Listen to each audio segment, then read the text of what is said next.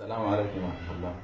يعني طبعا الأيام دي الكانسر والفشل الكلوي والصداع والضغط والأمراض المزمنة دي بقت حاجة صعبة خلاص.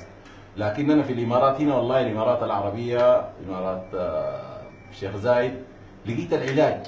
لقيت العلاج ودي بوديها لأي زول يا أخي عنده الصداع، التايفود، النزلة، الملاريا، الكانسر، الفشل الكلوي أبو الكثيرة، الفشل الكلوي شفته، والالتهابات الحادة. أنا لقيت لكم العلاج ده استعمال. العلاج شنو؟ العلاج يا هدى، ده العلاج ده. شفت العلاج ده العلاج، بس هذا ده العلاج، ده علاج الأمراض المزمنة دي كلها. أي مرض مزمن إن شاء الله تبقوا منه كويسين.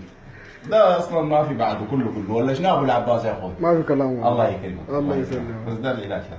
الله يسلمك.